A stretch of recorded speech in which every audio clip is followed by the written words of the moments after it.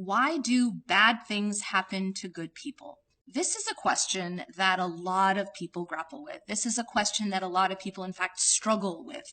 And not being able to properly answer this question has led people to a lot of suffering, a lot of doubt. And some people even go to the extent of disbelieving in God completely simply because they cannot find a suitable answer to this question.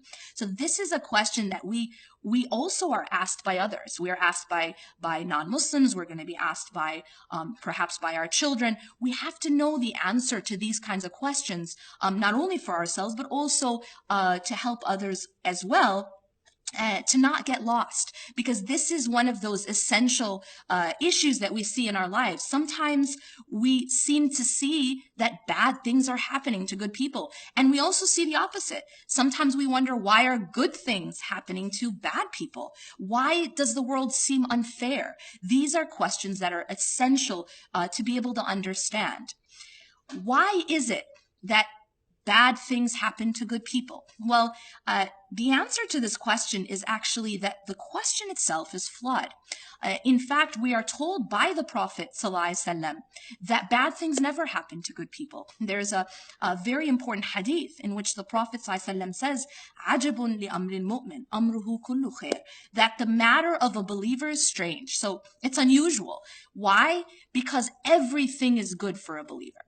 So that actually changes the question. And now the answer to this question is that bad things don't happen to good people. Everything that happens to a good person, everything that happens to a believer is in fact good for them.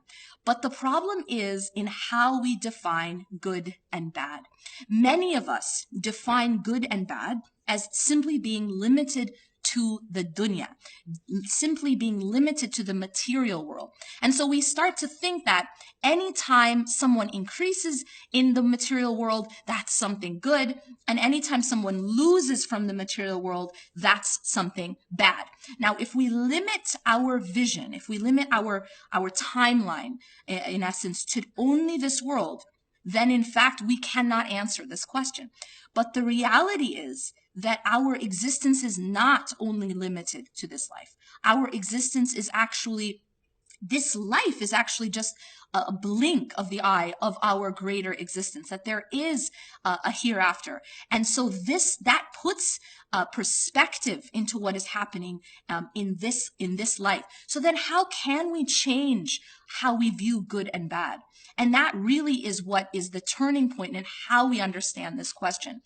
Anything that happens to a believer that helps them grow spiritually, anything that happens that brings them closer to Allah subhanahu wa ta'ala is actually good for them, even when it comes in the form of loss or pain or struggle. And so this idea that bad things are happening is actually an illusion. In fact, it is Allah subhanahu wa ta'ala doing good for the believer, but sometimes, again, it's packaged in the form of difficulty and in the form of loss and struggle. But essentially, it is actually good for the believer. And just a quick example of that is that when you go to the doctor and you have to get a shot, that shot, it obviously involves a prick of pain, and yet the greater good is that it's curing you. The greater good is that it's treating you, and it may be even saving your life.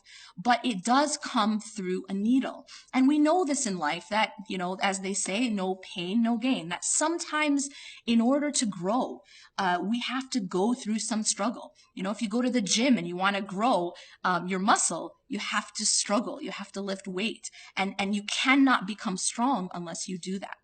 This is the type of content that I cover in my class, Transformed. My name is Yasmeen Mogahed, and I'm teaching Transformed Principles of Spiritual Development. It is available only online. I no longer teach this class on site, so this is your only chance to get this content.